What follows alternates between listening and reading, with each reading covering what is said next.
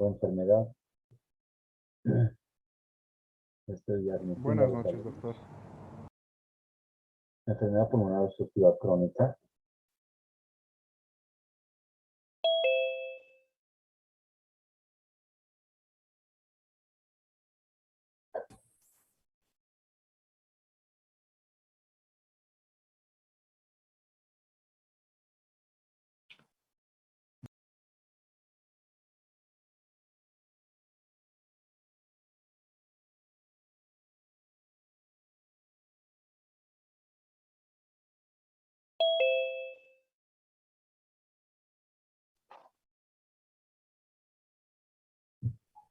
Bien, entonces, ¿qué es la EPOC o enfermedad pulmonar obstructiva crónica? Es un proceso también inflamatorio crónico, ¿ya? Que se caracteriza por limitación al flujo aéreo, es decir, una de las enfermedades obstructivas del aparato respiratorio, junto con el asma y con mucho menos frecuencia de bronquiectasis forman parte de esta enfermedad. La diferencia con el asma es que hay una cosa terriblemente grave, que es la progresión de la enfermedad, es decir, hay una declinación de la función pulmonar en forma irreversible, ¿ya? Que se presenta en sujetos que han estado expuestos a partículas o gases nocivos. Ya van a ver ustedes que no es solamente la EPOC, o digo, el tabaco la que produce la EPOC, sino también otro tipo de partículas. Y ahí entra la contaminación atmosférica. ¿Ok? Entonces es tan importante eso para... Ah,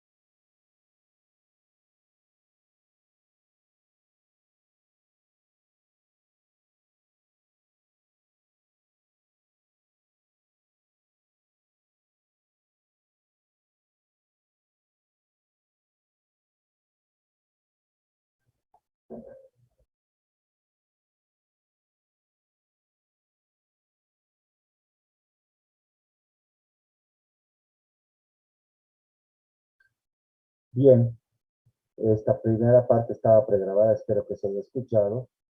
Y bueno, esto es importante para poder verificar en la historia clínica el índice de tabaquismo, llamado índice PAC-Years en Doctor, americano, en no se le norteamericano, ve cajetillas año. la imagen. El número de promedio de cigarrillos diarios fumados por el número de años fumando sobre 20, que es el, digamos, el paquete habitual de venta, aunque hay menor, de menor cantidad actualmente, pero antes el Doctor, paquete era 20 cigarrillos. Entonces, por doctor, ejemplo, si yo fumo 20 cigarrillos diarios por 10, ¿ya? Entre 20 tengo 10 paquillas de exposición al tabaco.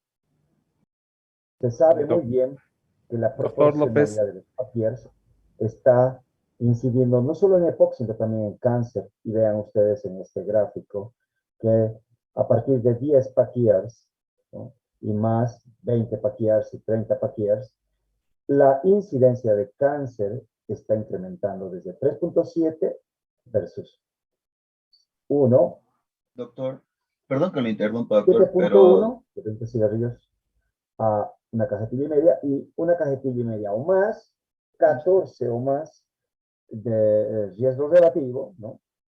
Probabilidades doctor, ¿me traído escucha? cáncer pulmonar. Esta es una publicación Doctor muy López, interesante, muy, digamos, aplicable para explicar a los fumadores que el cáncer de pulmón y de otras estructuras como el de boca, estómago, vías urinarias también se presenta en el fumador. ¿Cuáles son los factores de riesgo para la EPOC? Pues hemos mencionado al humo del tabaco, al alquitrán y otras partículas que van a ser nocivas al epitelio de la vía respiratoria, pero ojo con los contaminantes, que voy a seguir insistiendo, ya nos está matando lentamente la contaminación ambiental, aunque parezca poco doctor, buenas tardes, buenas noches. apocalíptico, ¿no? Es real. Doc, Hay una base genética, como se explicaba en la producción de las antielastazas, de las antiproteasas, de las sustancias que destruyen el pulmón por parte del neutrófilo. Esto está genéticamente predispuesto, por eso no todo aquel que fuma desarrolla EPOC. Se dice que aproximadamente 20% de aquel que fuma termina desarrollando un verdadero EPOC. Dios, eso no quiere decir que tengamos el día libre al 80% que no desarrolla EPOC. Ese 80%, si no va a desarrollar EPOC, va a desarrollar enfermedades cardiovasculares, hipertensión, arteriosclerosis, accidentes cerebrovasculares y cáncer. También tiene que ver el factor para desarrollar EPOC, el sexo, que generalmente empieza a partir de los 20, 30 años de edad, según diversos países, y el sexo es casi igual ahora entre masculino y femenino. Las infecciones respiratorias previas también pueden condicionar EPOC. Les pregunto a ustedes, ¿ustedes creen que el COVID ha podido desarrollar EPOC? Y la respuesta es no, porque es una enfermedad que es restrictiva, no es obstructiva. Produce más bien enfermedad intersticial difusa y hasta en un 5% fibrosis. Asma, hiperreactividad bronquial. Ayer hablamos de la obstrucción fija, de esa remodelación de la vía aérea. Puede darse en un 20% de asmáticos no controlados esta situación. La situación económica de difícil acceso, digamos, de gente que tiene efectos nocivos del humo del tabaco o el humo de leña y que no acude tempranamente al médico, también hace que estos pacientes tengan mayor incidencia de EPOC. Y claro, se presenta en personas de mayor edad. ¿Por qué? Porque el envejecimiento de la población hace de que se ve esta situación y cada vez hay personas que tienen mayor estimación de sobrevida. Y eso es bueno. Bueno hasta cierto punto, porque conlleva cierto tipo de carga que es el envejecimiento patológico. ¿Qué es lo que pasa con las vías respiratorias en el enfisema y en la bronquitis. En la bronquitis habrá bronquiolitis, habrá hiperplasia de las células Goblet cell, igual que en el asma, hiperplasia, hipertrofia de las glándulas submucosas, mucho más que el asma. Y en el enfisema suele haber la destrucción de los llamados attachment o sujeciones de del espacio del intersticio de los bronquiolos hacia los alveolos, con destrucción de estas sujeciones o attachment que van a producir una pérdida de la arquitectura de los espacios alveolares, de los Doctor, acinos, buenas noches. de la fibrosis epitelial muy Doctor parecida López, de la vía respiratoria que ayer hablamos, infiltrados, más que eosinófilos hay linfocitarios y neutrofílicos. No se ve la El lumen diapositiva. puede estar alterado con moco, ¿no? Con células de descamación que pueden estar muchas veces alterados, es decir, metaplasia escamosa del epitelio bronquial y presencia además de macrófagos. Si uno corta la pared bronquial va a encontrar el índice de Reid incrementado, que es el índice de Reid, es una relación del espesor de la glándula submucosa, que produce moco, con respecto al resto del espesor de la submucosa. Normalmente debería ser menos de la mitad, en la bronquitis crónica está más de 0,5, es decir, hay una relación glándula mucosa, espesor de la submucosa, más del 50%. Eso es un hallazgo característico en la anatomía patológica de la bronquitis crónica, que eso podemos evidenciar cuando hacemos biopsias bronquiales por broncoscopía. El enfisema pulmonar es la destrucción de los espacios aéreos más allá del bronquiolo terminal, con esto que puede denominarse enfisema centroacinar, y esto está visualizado en esta imagen que ustedes lo están viendo, y que voy a poner una pluma. No se ve imagen. Central de esto que llamamos acino pulmonar, y puede darse en pacientes que han fumado, pero también puede darse el otro extremo, que sea un enfisema de todo el acino llamado panacinar. Hay otro tipo de enfisema que lo vamos a mencionar, que es el paraseptal, y se presenta en otro tipo de afecciones, sobre todo laborales, un corte anatomopatológico de la destrucción del parénquima pulmonar con esos espacios alveolares totalmente destrozados, con pigmentos de antracosis, ¿no? Es característico de una anatomía patológica de un paciente con enfisema, en este caso de tipo mixto, panacinar y centroacinar. Las antiproteasas son importantes, ¿no? Las antielastasas, y es fundamental verificar esta situación. Por ejemplo, la antitripsina, que es una antiproteasa, que suele estar disminuida genéticamente en mayor o menor grado. Hay bastantes variaciones de la conformación de la antitripsina, los síndromes de déficit de antitripsina 1, no son todos iguales. Y esto puede estar genéticamente predispuesto. Y si el hígado no produce o no sintetiza esta importante enzima, vamos a tener que cuando el paciente está expuesto a partículas, me refiero del smog, del humo del cigarrillo, del humo de leña, de las hojas, etc., pues no va a tener esta neutralización por parte de estas sustancias que van a neutralizar las enzimas que son netamente destructivas del neutrófilo, no del eosinófilo, del neutrófilo. Entonces vemos en este esquema como arriba, una vez que han entrado las partículas, digamos, de humo de tabaco, hay un aflujo de polimorfonucleares por la circulación pulmonar y bronquial, llegan al espacio alveolar, neutralizando, y es neutralizado, quiero decir, por estas imágenes en verde, que son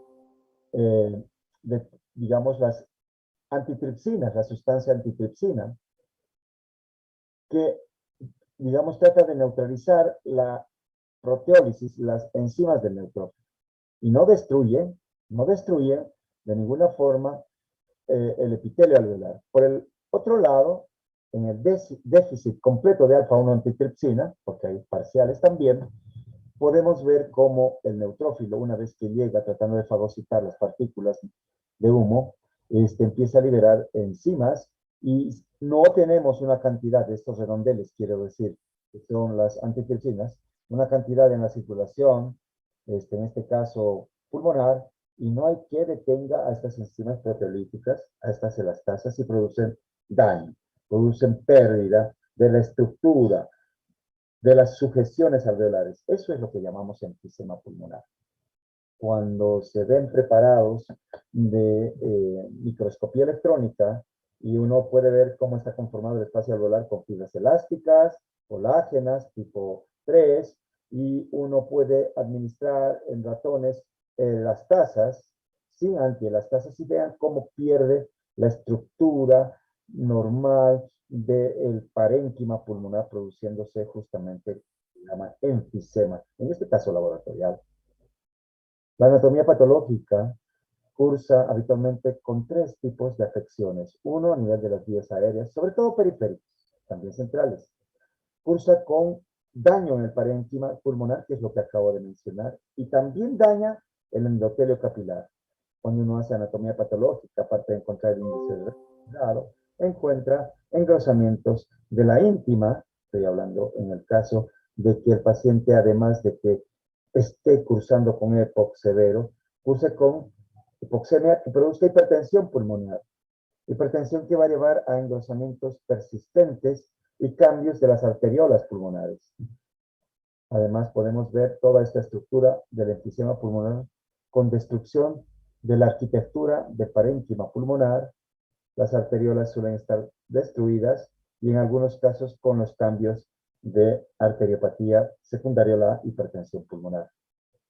En la bronquitis crónica se ven neutrófilos y linfocitos CD8, macrófagos en la pared y en el intersticio, en la submucosa, y podemos encontrar hiperplasia y hipertrofia del Schroeder cell. Aquí podemos ver lo que estaba mencionando, cómo es un acino pulmonar, cómo está compuesto con los bronquiolos respiratorios, bronquiolos terminales, que terminan en este conglomerado de espacios alveolares que conforman justamente un acino pulmonar y que en el caso del enfisema empieza a haber destrucción del centro del acino, ¿ya?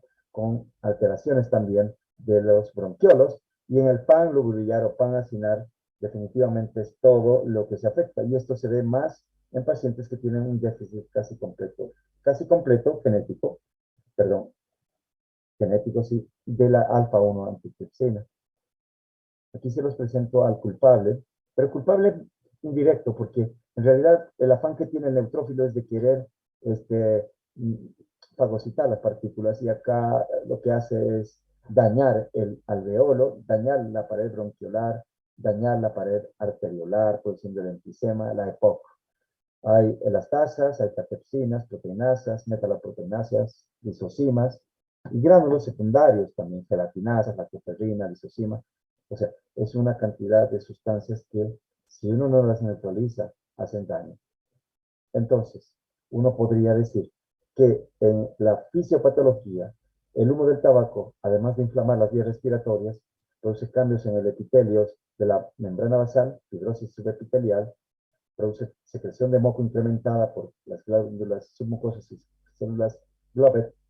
Esto va a producir aumento de la resistencia en las vías respiratorias. A nivel del parénquima, hay pérdida de las uniones o sujeciones interalveolares, hay pérdida de la retracción elástica de las vías respiratorias bronquiolares y se colapsan. Y eso va a producir limitación al flujo aéreo. Limitación que es estudiada por este diagrama de Fletcher, que ya, miren desde cuándo está vigente, 1977. ¿Qué quiere decir esto? Que hay algunos fenotipos de pérdida de la función pulmonar en sujetos fumadores. Para empezar, debo decir que el hombre empieza a envejecer en el aparato respiratorio muy temprano, a partir de los 30 años, y empieza a caer el FEP sub 1 en esta curva celeste, pero lo hace muy lento, 10 ml por año, no más, pero empieza a caer, ¿no? Cosa que al nivel de los 75-80 años tiene una pérdida de un cuarto de la función pulmonar, sin fumar. Un fumador susceptible, llamaríamoslo así, genéticamente susceptible a no neutralizar las enzimas neutrofílicas, va a tener una caída más o menos como la curva roja, una curva que puede ser brutal de hasta 100 ml o más por año en este susceptible fumador. ¿Qué pasa si este fumador deja de fumar después de unos años, digamos a los 45 años? No es que inmediatamente se normaliza, sino que pasan 10 años para que tenga el mismo índice de declinio del no fumador. Por lo tanto, se dice exfumador aquel que ha dejado de fumar 10 años o más, para que más o menos el riesgo en lo que llamamos EPOC sea igual al no fumador. Cuando llegamos a una pérdida del 50% del volumen expirado en el primer segundo, que es uno de los parámetros de obstrucción medidos en la espirometría, empezamos con síntomas, empezamos con disnea y desafortunadamente luego viene un declinio más rápido. ¿Por qué? Porque estos pacientes, además de tener ya disminuida la fracción de salida, velocidad de salida de aire en el primer segundo, ya empiezan a haber alteraciones en el clearance mucociliar con sobreinfecciones bronquiales, que van a hacer eso que les mostré al principio de la clase. Una exacerbación va a determinar una caída mayor del APTEP sub 1, y por lo tanto rápidamente llega al 25% del teórico. Ahí ya cualquiera hace el diagnóstico de EPOC. Y el doctor, el internista o el de emergencias dice, es un EPOC, claro. Eso está cantado que es EPOC. Tienen 25% del teórico cantado. ¿Y por qué no pudiste hacer algo antes? Ahí es el reto, ese es el desafío de poder anticiparse a esto que cuando llega al 25% ya es terrible. Terrible para el paciente y para los servicios de salud en costo. A ver, vemos acá esto que justamente les estoy mencionando. Al 50% empieza a presentar el paciente disnea. Uno empieza a diagnosticar, a tratar, pero al 25% ya el paciente está, entre comillas, terminal. Y es más que grave, es muy grave. ¿Y qué es lo que pasa? Acude a la oxigenoterapia, acude a fisioterapia, acude a equipos de CPAP, BIPAP, está acudiendo al hospital frecuentemente, está recurriendo a múltiples fármacos que ya vamos a mencionar. Yo a veces digo es very late, es bastante tarde. No importa, tenemos que atender a estos pacientes. Pero como buen médico que uno debe de ser, uno tiene que anticiparte a estos eventos. Y el gran médico de UTI dice, no, esto es una cosa muy serio, que no sé qué. Pero yo pregunto a los médicos, epidemiólogos, pregunto a los médicos generales, médicos a atención primaria en salud, ¿qué se hace para prevenir todo esto? Para prevenir el tabaquismo y para prevenir, en este caso, lo que está dándose ya en adolescentes y en pubertos, que es la inhalación de cigarrillo electrónico y sus otros derivados, como los vapes, etc. Nada, todo lo contrario, ¿no? Es decir, vamos esnovistamente paralelos a la moda y creemos que estamos bien.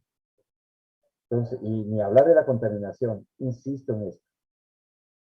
Para terminar, en fisiopatología vamos a decir entonces que aumenta la resistencia al flujo aéreo, Doctor, pérdida de doctor, la buenas noches. pulmonar. Todo esto va Doctor, a destruir los alveolos, la estructura normal de un acino y de una unidad alveolo capilar, doctor, disculpe. alteraciones en el intercambio gaseoso. Ahora voy a entrar a la alteración de la mecánica ventilatoria. Va a producir hipertensión pulmonar con todo lo que significa el daño a nivel de corazón derecho, y la respuesta al ejercicio va a estar alterada. Entonces, bronquitis y enfisema, Doc. estos dos fenotipos, enfisema, pérdida de la retracción elástica, bronquitis o bronquiolitis, aumenta la resistencia a las vías, limitación al flujo aéreo, hiperinflación pulmonar dinámica. La hiperinsuflación aumenta porque altera la conformación del diafragma, la carga respiratoria. El paciente empieza a tener fatiga muscular, inicialmente al ejercicio y luego en reposo, y empieza a compensar esto con un drive incrementado, es decir, empieza a tener taquipnea, una respiración rápida y superficial para tratar de compensar la disnea y la hipoxemia.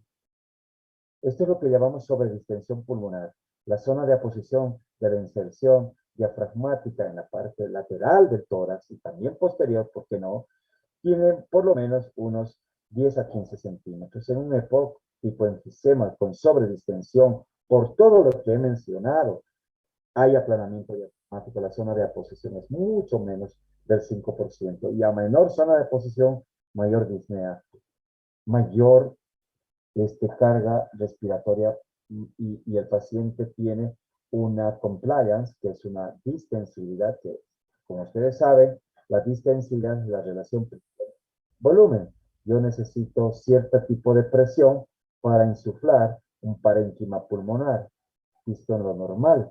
Sin embargo, en un paciente con enfisema, esto es mucho más fácil de distender porque el pulmón está totalmente flojo, está sin sujeciones, está flácido. Es lo que se ve en el enfisema pulmonar. Poca presión, mucha sobredistensión, mucha insuflación pulmonar. Contrario a lo que ocurre en las enfermedades que ya hablaremos pasado mañana, que son las enfermedades del intersticio, que es la fibrosis pulmonar. Y si yo mido volúmenes pulmonares, voy a tener, ustedes conocen muy bien que tenemos una conformación que va del volumen tidal, ¿ya? El volumen de reserva inspiratoria, ¿ya? Tenemos la capacidad residual funcional y en total tenemos la capacidad pulmonar total. ¿Qué es lo que pasa con los pacientes con EPOC?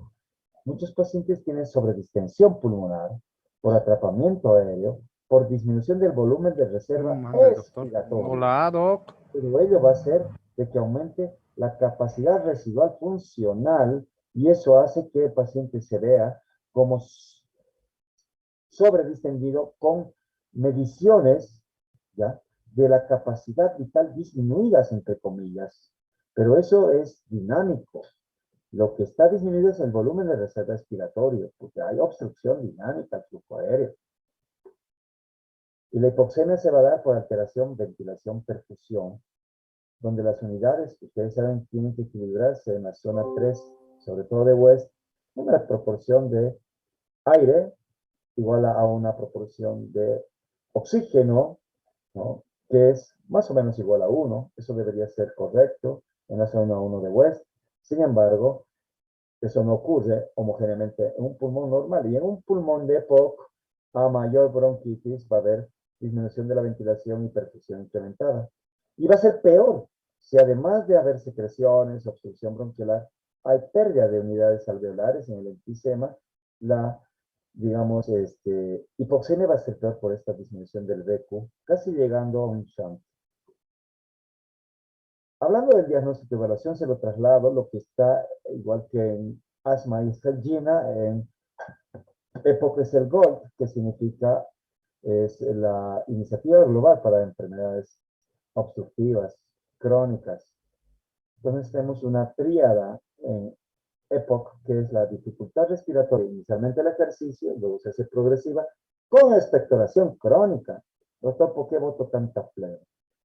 Les he dicho que la expectoración realizada durante más de 3 meses, en 2 años consecutivos, eso ya, por definición clínica, es bronquitis crónica. Y además le produce tos. Este paciente, ojo, puede tener EPOC. Y si a ese le pongo que es expuesto al humo cochabambino del smog en un conductor de taxi, por ejemplo, o de trufis, está expuesto hace años a material particulado de la combustión de combustible fósil y encima fuma y coa. Bueno, este paciente tiene que hacer una espirometría y lo que va a definir un EPOC es la espirometría. ¿Y qué es la espirometría? Que ya lo he mencionado, el doctor ha debido mencionar, el doctor Alfaro, de la medición de ciertos flujos y capacidades pulmonares, y en este caso la relación FEPS1-FDC, mal llamado TIFENO, el índice de TIFENO o de permeabilidad bronquial, no suele estar disminuido.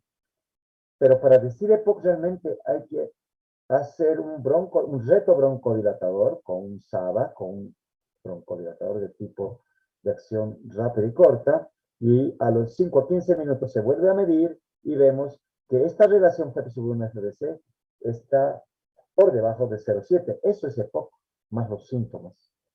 Síntomas, exposición de riesgo, espirometría. Sin espirometría no podemos decir que hay EPOC. Yo no puedo creer cómo se puede diagnosticar con radiografía EPOC. Con tomografía tal vez, pero función pulmonar es lo mismo que hacer electrocardiograma para cardiólogo o una hemoglobina glucosilada o una glicemia en ayunas repetida para diagnosticar diabetes. Y esta es la espirometría forzada de diferentes tipos de neumotacógrafos. Y justo lo que le estaba mencionando, esto dice el GOLD, hay que hacer justamente esta espirometría para diagnosticar en amarillo el índice de permeabilidad tercio 1 TDC post beta 2 de menos de 0,7 o 0,7. Confirma limitación al flujo aéreo. Digamos, esta es una curva volumen-tiempo. Tengo en 1 litro expulsado 4 litros. En los 6 o más litros de mi esfuerzo, he expulsado 5 litros. Relaciono 4 entre 5 me da 0,8. ¿Esto es EPOC? No, esto es normal. Pero este paciente que tengo soplado 1,8 litros en el primer segundo, al término de los 6 o más 10 segundos que has hecho la maniobra forzada a tu paciente, relacionas 1,8 entre 3,2, te da menos de 0,7. Esto es obstrucción. Y si le haces broncodilatador y sigue siendo por debajo de 0,7, es EPOC si tiene el contexto clínico. ¿Ok? Pregunta de examen con trampitas, obviamente, ¿no? Porque esto tiene que estar, ustedes lo tienen que saber para no estar diagnosticando con radiografías EPOC y tratando y perdiéndose en el mar de la neumología. Tenemos acá pacientes con fenotipos, el Pink Puffer y el Blue Blotter, la pantera rosa. La pantera rosa es un paciente clásicamente emfisematoso que tiene esta posición, está taquipneico, respiración rápida y superficial. No tiene una cianosis importante, todo lo contrario, se ve flaquito. Esta posición la adoptan para disminuir la disnea, por si acaso, ¿ya? Se lo ve flaquito. Cuando tú ves el tórax, tiene eh, retracciones de los espacios intercostales posteriores, ¿ya? Que llama sigmoidhomas. Imagínense, es diferente al del apretón de las pantorrillas y la dorsiflexión en la trombosis, pero se parece, pero es simplemente ver que el diafragma está aplanado y que los músculos intercostales externos están trabajando y los ves retraídos cuando la inspección es de atrás. El paciente está taquipneico, está tratando de compensar su hipoxemia y no tiene tendencia al cor pulmonar. Vale decir, no hay infiltración yugular, no hay derrames, no hay edemas. Por el contrario, tenemos el tipo B o Blue Blotter, el abotagado azul, que es característico fenotípico del bronquítico crónico y es un paciente hinchado, edematizado, poliglobúlico, preferentemente con hipoxemia e hipercapnia. En cambio, el otro paciente era más netamente hipoxémico y suele haber datos de cor pulmonar crónico, está tosiendo permanentemente. Pero ¿qué es lo que pasa? Estos fenotipos se cruzan, ¿no? Estos se dan hasta en un 20% cuando son formas puras. Y también se ve en la placa del enfisema sobre distensión pulmonar, aplanamiento diafragmático, oligoemia, y en la placa del bronquítico un tórax sucio, habitualmente con remarcaciones de la pared broncovascular. No hay datos tanto de hipertensión, perdón, de hiperinsuflación pulmonar. En el diagrama de Venn, ustedes ven que el enfisema purito es una parte y la bronquitis crónica es una parte. Lo que más cuenta en el 80% de los casos es la superposición de fenotipos. Ojo, aquí se puede mezclar un asma bronquial crónico con limitación de remodelado ya severo de la vida. La clasificación de las alteraciones obstructivas es, como dice la guía GOLD, pero esto antes era un parámetro para iniciar tratamiento de acuerdo a la severidad del EPOC. Ahora se ha hecho más multidimensional. Y aquí voy. ¿Puede haber EPOC con función pulmonar normal? Es una pregunta que normalmente se hace en los neumólogos, nos hacemos los neumólogos. Paciente que tiene síntomas, paciente que fuma, tiene un índice PATIERS más de 10 ya por año, y tiene tos y expectoración, le haces espirometría, es normal. Ni le digas al paciente, esto es un tip, que está normal. Tendrás que verificar otros datos de obstrucción, sobre todo de pequeña vía aérea. Este paciente se lo trata de catalogar EPOC en riesgo, ¿no es así? Este paciente hay que seguirlo. ¿no? Y ya empieza a producirse el EPOC leve, todavía sí hay el consenso de EPOC, que es el índice de epífeno menos de 70 por broncodilatador, pero el FEB sub 1 es el que determina la severidad de la obstrucción. Entonces yo puedo tener una obstrucción, un EPOC leve, si mi FEB sub 1 está por encima del 80%, si está entre el 50 y el 80, tendré funcionalmente un EPOC moderado. Si está entre el 50 y 30%, algunos hablan del 35%, tendré un EPOC severo. Y menos del 35-30%, estoy en un EPOC muy severo. Estas multidimensiones que yo les estaba, o dominios del EPOC, importan no solamente como el índice de Bode, que viene del acrónimo índice de masa corporal, índice de obstrucción, presencia de disnea, de acuerdo a MRC Council, que es lo que usamos los neumólogos, más que la New York Heart Association, o la escala de Borg, o la, qué sé yo, escala analógica, y test de caminata. Entonces, el Bode, el índice de Bode, es multidimensional, que además te permite conformar estas 4 variables o marcadores y puntuar de 0, 1, 2 y 3 puntajes, obviamente teniendo más o peor pronóstico aquellos que están muy delgados, que están muy obstruidos, que tienen una disnea de reposo y que no pueden caminar ni 150 metros sin que caiga la saturación por debajo del 5% del basal, como se ve en este grupo 3, ¿no? Mayor puntaje de Bode, peor pronóstico. Acá podemos ver esto que los brasileros lo pusieron en una presentación que habla de la heterogeneidad del EPOC. El paciente 1, el paciente 2 y el paciente, o sea, todos estos pacientes son diferentes, ¿verdad? Uno es más adulto y los demás son seniors, mayores, pero tienen diferente conformación de su estado físico. Todos estos 4 están severamente obstruidos, pero cuando tú pones el Bode, vas a ver que el paciente 1, 58 años, como yo, tiene un FEB sub 1 del 28%, una escala de disnea 2/4, camina 6 metros sin problemas, tiene un índice de masa corporal de 30 y un Bode de 3. No está bien, está muy obstruido. Este otro paciente de 62 años tiene un poquito mejor el FEB sub 1, tiene una disnea 2/4, camina 400 metros sin que insature, tiene un índice de masa corporal de 21, tiene un Bode 6. Este paciente que vemos acá, que 69 años, 35% de FEB, tiene una disnea más importante, camina muy poco, 230, insatura, está con una obesidad grado 1, 34, tiene un Bode de 7. Y este otro paciente 4, que tiene 72 años, el más mayor de todos, un FEB sub 1 bajo, una disnea de reposo prácticamente, camina 154 metros y insatura y tiene un Bode de 9. O sea, estoy mencionando, todos son obstructivos severos, pero no todos son iguales teniendo en cuenta las dimensiones del Bode. Diagnóstico diferencial, siempre otras enfermedades obstructivas. ¿Y cuál? El asma. Asma purito es aquel paciente que tenía historia desde la infancia, como hemos mencionado ayer, con la marcha atópica que incluye la rinitis y oxema, con antecedentes familiares de asma, que tiene síntomas de día y de noche y que habitualmente la obstrucción es reversible. Sin embargo, el EPOC empieza a edad media de la vida, es progresivo por el más que el paciente haya dejado de fumar, esa es la trampa de la EPOC, y la exposición es importante.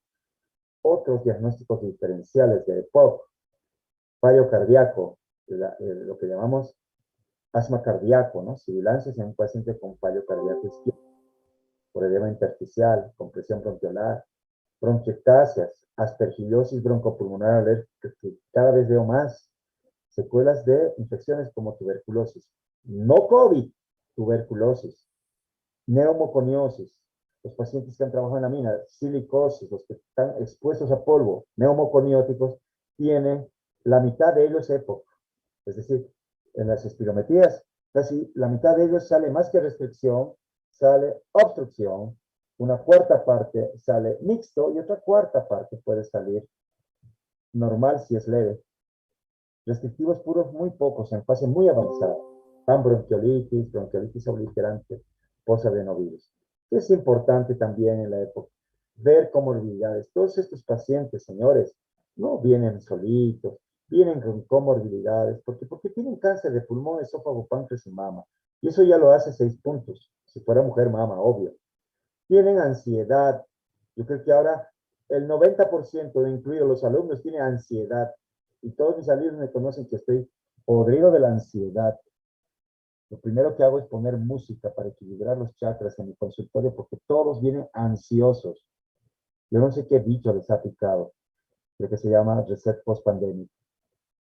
Todos los otros tipos de cáncer, 2 puntos. Y así sucesivamente se van puntuando comorbilidades asociadas, diabetes, enfermedades metabólicas, fallo cardíaco, enfermedad coronaria, ¿ok? Y se sabe muy bien que cuando hay un COTE, este es el índice de COTE, ¿ya? Que se va sumando, más de 4 puntos. Hay más de 2 veces la probabilidad de riesgo de muerte en estos pacientes. Oh, por eso tienes que puntuar. El EPOC no viene solo, viene con comorbilidades. Bien, entró al tratamiento y voy a darme 10 minutos. Colegas, futuros colegas, quiero que me den 2 minutos de su tiempo para que tome un vasito de agua. Quiero que me digan si se está escuchando. Yamil, recién se está oyéndolo, recién no lo había visto yo. Por favor, denme 2 minutos para tomar un vaso de agua, ¿puede ser? Me dicen el ok, por favor, inbox. Hola.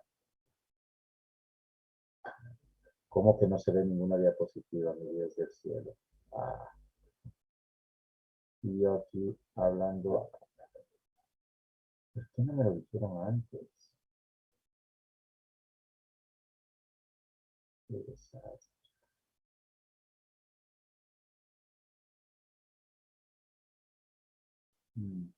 Yo esmerándome. Ya, listo, no se enoja. Si me llamaron es que yo me pongo a hablar y listo. ¿Ahora se ve? Sí, doctor.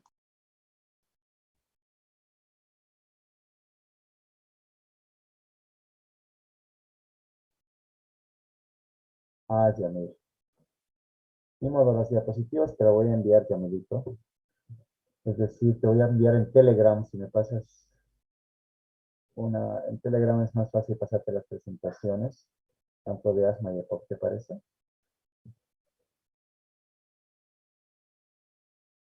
Deme 2 minutos para que tome un vaso de agua. Por favor. Yamil, 2 minutos, por favor. Pucha, yo me he esmerado en dar una presentación de cátedra, puro bla bla. Ya, 2 minutos y termino con tratamiento. Pues,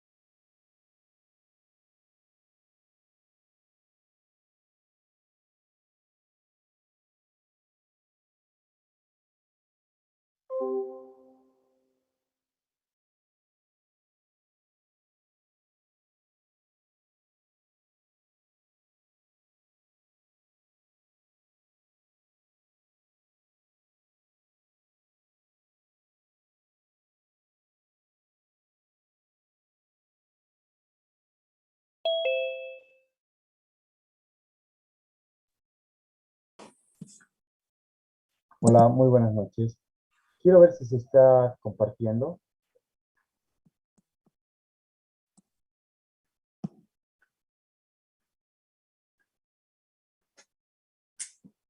Quería saber si se está compartiendo.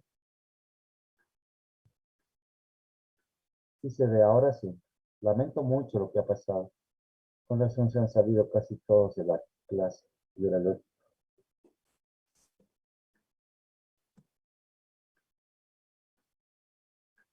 Entonces, lo primero que tenemos que hacer en el tratamiento es hacer de que el paciente deje de fumar. ¿Ok? El paciente debe dejar de fumar. El paciente tiene que estar en abstención. ¿Será fácil? Pues no. Aunque es evidencia tipo A. No se puede iniciar tiotropium, por ejemplo, o un salbutamol en caso necesario si el paciente sigue fumando. Es lo más difícil. Hay formas de poder evitar esta situación desde el punto de vista de atención primaria en salud y desde el punto de vista de personalización del paciente. Por ejemplo, las estrategias para que la persona deje de fumar es primero, en la consulta, las 5 A's que llamamos, ¿no? Ask, advise, assess, assist y arrange. Preguntar, identificar a todo paciente que va a la consulta que no sea neumológica si fuma. Advertir que debe dejar de fumar y hacerlo seriamente. Investigar qué tanto está dispuesto a dejar de fumar. Ayudar al paciente dispuesto a dejar de fumar. Y programar una visita de seguimiento son las 5 A's. Y personalizado ya al paciente, tenemos este test de Parkinson, donde valoramos la dependencia física o psíquica a la nicotina. Preguntamos estas 6 preguntas, de las cuales tal vez las 3 más importantes o las 4 más, las primeras 4 son las más importantes. ¿Cuánto tiempo pasa entre que usted despierta y enciende su primer cigarrillo? Menos de 5 minutos. Ese paciente es adicto físicamente a la nicotina. Este paciente va a ser difícil que deje de fumar así nomás si no entra a un programa de deshabituación tabáquica. O sea, ya les voy a explicar por qué esto sucede y es lógico. Después se va puntuando 3, 2, si es hasta media hora, si pasa de media hora a una hora, un punto, y si pasa más de una hora, 0. La otra pregunta, ¿encuentra difícil dejar de fumar en lugares en los que ha estado prohibido hacerlo? Por ejemplo, en un cine, o hay pacientes que hasta en el hospital fumaban antes, increíble.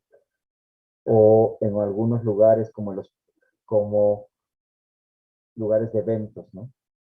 Que van a conocer a algunos señores, compañeros, que van a una fiesta, a un bautizo, un matrimonio, al fútbol, y pues no pasa, y empiezan uno tras otro a fumar, y es impresionante cómo lo hacen, ¿no?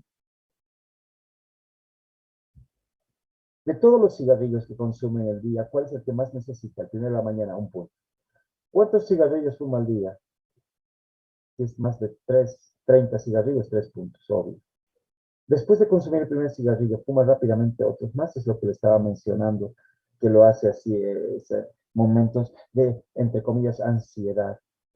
Fuma, aunque esté tan enfermo que deba quedarse en la cama la mayor parte del día, igual fuma. Si sí dice sí, pues un punto, si no, no. ¿Qué significa todo esto? Si tengo más de 7 puntos, tengo alta dependencia, tengo alta probabilidad, alta dependencia física a la nicotina, y yo necesito un programa de deshabituación, no solamente de terapia, ¿no? Sino también de fármacos, parches de nicotina, chicles de nicotina, inhaladores de nicotina, y además, bueno, la vareniclina ha salido del mercado, yo la tenía Pensaba, pero el año pasado ya la habían sacado porque había tenido alguna cantidad importante de nuestras amigas, que son gente cancerígena.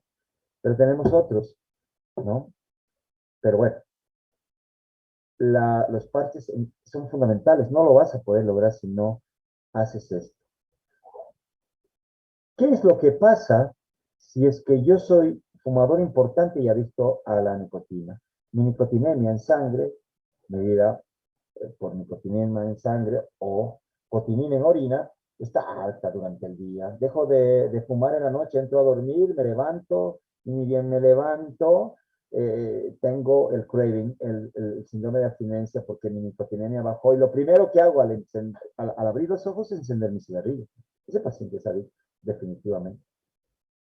Cuando empezamos a hablar, antes que nada quisiera saber si se está viendo, por favor, si está todo bien. Estoy en el chat, por favor, denme un comprendido si está todo bien. Gracias, Yamil, y disculpen una vez más, ya voy a ir afinando las cosas, las clases, tal vez de las charlas. Bueno, ninguno de los medicamentos, queridos alumnos, es que vaya a reducir la pérdida progresiva de la función pulmonar, ¿no? Excepto alguno recientemente. O sea, no hay medicamento que sea la panacea. Pues antes de empezar a hablar de los medicamentos, tengo que leerles la leyenda de medicamentos, los acrónimos que ustedes se tienen que interiorizar, los SABA de corta acción, ya les adelanté ayer, los SAMA, anticolinérgicos de corta acción, los LABA, beta agonistas de larga duración 12 horas, ultra LABA de muy larga duración, los LAMA, de los anticolinérgicos o antimuscarínicos, ¿no?, de larga duración, los CIS o CICS, los corticoides inhalados, y los inhibidores de fosfodiesterasa 4, que también entran y tienen un rol modesto en el tratamiento del asma. Aquí podemos ver justamente todo el arsenal terapéutico que podemos ver en Sama, Lava, Lama, Lama, y la terapia triple actualmente, que es la terapia con Lava, Lama y corticoides inhalados, que se da en algún grupo especial de pacientes. EPOC. El tratamiento que yo les voy a dar está más o menos ya establecido por la Iniciativa Global de Enfermedades Obstructivas desde hace unos 5 años. Y en este GOLF participan, igual que para China, varios países, ¿no? Son líderes nacionales, ¿no?, que van aportando y reuniéndose cada 2 años. Y esto es la Biblia para nosotros. Bueno, para algunos. ¿Cuál es digamos, lo más importante en dimensiones para empezar el tratamiento de asma? Aparte del BODE, aparte de los que les hablé del COTE, comorbilidades, es importante ver los síntomas. Y la disnea, y sobre todo el cuestionario de calidad de vida y de síntomas es importante, el CAT cuestionario. Esta es la disnea del MRC, que va del 0 al 4, se lo dije esta mañana a mis alumnos, que es la que usamos los neumólogos. ¿Por qué? ¿Por qué se usa esto? Porque es mucho más descriptiva. No lo ponemos en la Needlehead clase 3, clase 4. No. Esto es disnea. Si camino, dicen los pacientes así literal, si camino y subo gradas, sí me cuesta, doctor. En plano no siento ninguna. Entonces pongo ahí 1. Si el paciente caminando con otra persona no está con el mismo ritmo, pues 2, pero camina. Si camina menos de 100 metros, 3. ¿Ya? Y disnea al vestirse a la actividad mínima es 4. ¿Ok? Y el CAT Questionary, o el test de evaluación de EPOC por síntomas, va este rango con estas preguntas, 8 preguntitas, para saber si tengo tos, si tengo flema, si tengo presión al pecho, si estoy con dificultad respiratoria, si estoy con limitación de actividades en mi casa, si siento que mi condición respiratoria no está bien, ¿ya? Si me está alterado mi sueño, si estoy con pérdida de energía, del 0 al 5 y voy puntuando. Un score que va del 0 al 40, que es el llamado cuestionario de calidad de vida del paciente y de síntomas del paciente con asma. ¿A qué va todo esto? A la clasificación actual de la EPOC. Y la clasificación de la EPOC viene concomitantemente el tratamiento de acuerdo a las casillas A, B, C y D. Pero antes de hablar de la clasificación y del tratamiento de acuerdo al mismo, hay que hablar de qué objetivos tengo yo para tratar mi EPOC. Ojalá hubiéramos anticipado antes, ¿verdad? Estimados colegas, siempre la mejor medicina es la preventiva. Pero bueno, es reducir los síntomas, las dimensiones igual que en el asma, y reducir el riesgo futuro igual que en el asma. ¿Qué síntomas voy a reducir en el EPOC? La disnea, mejorar la capacidad de ejercicio y mejorar mi calidad de vida. Y evitar el riesgo de caída o declinio de la función pulmonar que suele ser irreversible, excepto con un fármaco, reducción de las exacerbaciones que van a tener un costo importante económico, ahora que está de moda la economía, que vale más que cualquier otra cosa, y reducción de la mortalidad. Esta es la clasificación actual de la EPOC. Tengo hacia abajo, en el eje de las abscisas, los síntomas que lo puedo dividir en dos partes, de acuerdo a la intensidad de la disnea y del cuestionario de calidad de libertad profesional. Es decir, si tengo una disnea hasta 1 y un índice de calidad en el cuestionario de menos de 10, lo pongo como grado A. Si tengo en las abscisas, disnea más de 2 o más de 2, y mi cuestionario es más de 10, B. Tengo, por el otro lado, en el eje de las ordenadas, la obstrucción de acuerdo al GOL. Obstrucción, digamos, de menos del 50%, con pocos síntomas, seré C. Y estaré en el grado D, tal vez el más severo, si es que tengo síntomas importantes, disnea y mi calidad de vida más de 10, y mi obstrucción es menos del 50%, grado D. Por último, también tengo que ver en la obstrucción el riesgo de exacerbación, que también tiene que ver si mi paciente se ha estado exacerbando una vez al año o 2 o más veces al año, también se pone hacia arriba o hacia abajo de la línea media. Esto ya tiene bastantes años. Y fíjense ustedes que tienen estas dimensiones, quise decir. Y de acuerdo a esto, caballeros, se va puntuando, se va dando alternativas iniciales, secundarias y terciarias. Voy a hablar de lo más importante porque si no nos vamos a perder como especialistas. Si mi paciente está en grado A, solamente le indicaré un medicamento, un salbutamol, a demanda en caso necesario. En caso prerenata se llama en latín. Si tengo síntomas, lo utilizo. O un antimuscarínico de corta acción tipo ipratropium. O uso mixto, que es lo que usamos habitualmente en los EPOC grado A, que es la mezcla de ipratropium y salbutamol en uno solo. Rescate de 4 partes.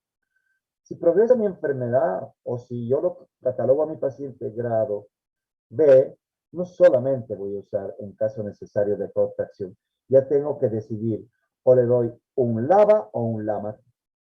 Así de claro. No puedo darle los dos todavía. En el grado C, definitivamente un antimuscarino tiene que estar. Definitivamente en el grado B y C, creo que un antimuscarínico ya está ganando más terreno. Me refiero al tiotropium, que es el antimuscarínico de acción, digamos, larga que tenemos en el medio y que vienen formulaciones de polvo seco en dispositivos para inhalar una vez por día. Hay estudios que revelan que el declive de la presión pulmonar ha disminuido con el uso regular de este anticolinérico.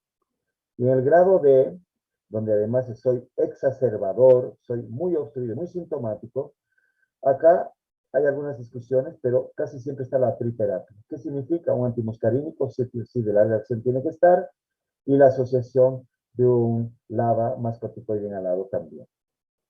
Las actuales recomendaciones hablan de eso que yo les estoy mencionando, ¿ya? Y en el grado D hay algunas consideraciones especiales. cuáles son, sobre todo en el riesgo de exacerbación. Hay que determinar si, perdonen ustedes, si tengo acá, aquí voy a ver si estoy compartiendo bien, por favor. ¿Estoy compartiendo bien?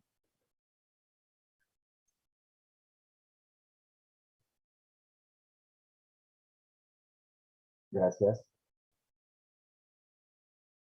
En este grupo D, paciente exacerbador, más de 2 episodios de exacerbaciones, obstruido, severo, muy sintomático y con mala calidad de vida, a este entro la triterapia. Pregunta de examen, aquí tengo que usar. Lo que yo veo en la práctica diaria, que gente que se dedica a manejar pacientes de neumología, es que a todos le meten el grado D. Y cuidado con el uso de corticoides inhalados en los EPOC indiscriminadamente. ¿Por qué? Porque hay una asociación de neumonía comunitaria en estos pacientes. ¿Ya? Eso es importante que ustedes lo chequen.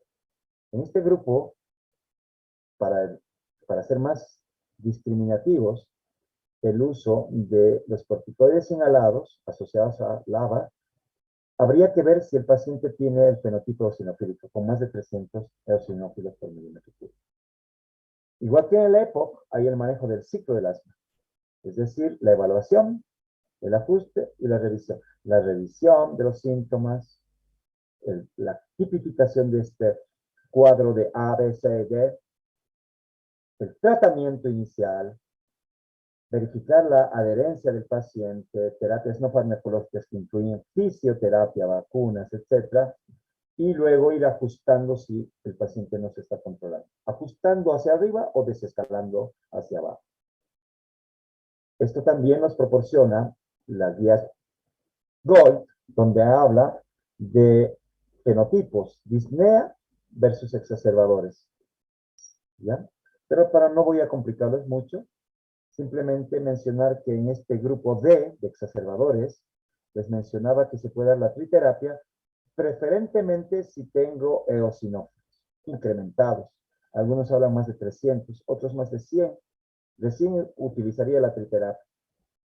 Y si no tuviera la eosinofilia, fenotipo eosinofílico, ahí recién puedo utilizar un inhibidor de fosfodiesterasa 4, como es el roflumilaz, ¿ya?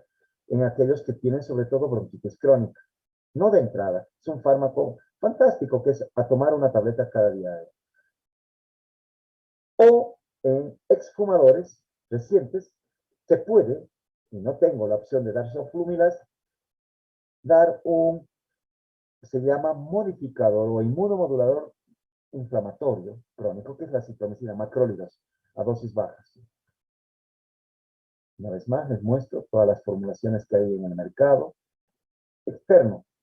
En Bolivia, Saba tenemos, Sama tenemos, Saba tenemos. Lava tenemos purito, ninguno. Asociados a corticoide inhalado, sí. Lama, desafortunadamente no tenemos. Y esta es una de las tristezas, ¿no? Lo que hacemos es utilizar casi siempre un LAMA más una asociación de corticoide LAVA que tenga baja dosis de corticoide inhalado para el asma infantil. Es lo que usamos en el medio. Nos tenemos que adecuar. Es lo que tenemos, es lo que hay. Y yo me pregunto a veces cuántos de mis pacientes le estaré produciendo tal vez un riesgo incrementado de neumonía. No lo sé. Pero bueno, trato de hacer el dosaje de eosinófilos para ver si se justifica usar un corticoide inhalado más de un lado. Tratar las comorbilidades. Es importante tratar la depresión, la ansiedad, el insomnio, la osteoporosis, la hipertensión, las arritmias, por Dios. ¿Qué es exacerbación o agudización de la época? La crisis de la época, que son los pacientes que se hospitalizan. Tenemos que tener los criterios de Antonisa. Son 4 diapositivas y ya termino. Paciente que tiene aumento de su disnea habitual o tiene tiene aumento de la purulencia del esputo, cambios en el volumen o aspecto del esputo. Si tengo los 3 criterios, estos 3, este tipo severo es tipo 1 y casi siempre es infeccioso. Si tengo dos de estos tres conceptos, es moderado. Y si tengo uno, es leve. Y si a estos, sobre todo le agrego que el paciente estuvo con un cuadro viral previo en los últimos 5 días, hubo fiebre o está con fiebre, hay tos sibilancias, aumenta la frecuencia respiratoria, en más del 20% la frecuencia cardíaca, estoy casi siempre ante la presencia de una sobreinfección bacteriana bronquial o viral. Y de las exacerbaciones, el 80% son infecciones. Si algo se justifica en neumología empezar antibióticos, así nomás, sin tener neumonía, es un EPOC agudizado. Pero para eso tienes que saber que sea EPOC. Y tienes que preguntarle los criterios de Antonisen. Se sabe que el 50% son infecciones bacterianas. Hasta 30-40% son virus. Ahí nos ayuda biomarcadores como la procalcitonina y el cultivo de SPUC. Y 10% son atípicas que nunca van a salir cultivadas porque son justamente eso, no cultivables. 20% no son infecciones. Tema de San Juan, COAS, smog ambiental, baja adherencia a tratamiento forman parte, cambios en el clima también forman parte de las exacerbaciones no infecciosas. De las infecciones va a depender de la severidad de la obstrucción. Mientras más severo sea el EPOC, la probabilidad de que sean bacterias no habituales está presente. ¿A qué me voy? Que casi siempre el hemófilos, el Streptococcus pneumoniae y la Moraxella catarrhalis son las bacterias habituales que producen exacerbación. Si el volumen expirado en el primer segundo está por debajo de 1,5 litros, mientras más esté por debajo de la mitad, la probabilidad de que yo tenga bacterias gram negativas y pseudomona de la comunidad, por si acaso. ¿Acaso hay pseudomona en la comunidad, doctor? Claro que sí. Hay tal cantidad de ignorancia en el mundo médico que cuando ven una pseudomona en el hospital, hacen un brutal escándalo, deberían aislarse vitalmente, pero ellos saben, y no saben en todo caso, que la pseudomona también puede estar en la comunidad, en estos pacientes. Hay pacientes de riesgo. EPOC, bronquiectasis, son pacientes de riesgo. Por último, siempre mencionar, ¿no?, que en nuestros pacientes debemos hacer todo para cesar el tabaquismo. Todo para incentivar la actividad física, para lo cual tenemos que mandar a hacer rehabilitación pulmonar y fisioterapia. Rehabilitación pulmonar no es lo mismo que fisioterapia. Y en todos tenemos que darles la vacuna anual contra la influenza, única vez con la 13 valente para la neumonía neumocócica o la 23 valente cada 5 años, y el COVID. Bueno, muchas gracias y les voy a pasar por ahora voy a dejar de presentar, por Dios. Me siento avergonzado. Mis disculpas. Felicidades. Felicito a los 14 que se hayan quedado. Y yo le voy a pasar a mi amigo Yamil, al alumno Yamil, en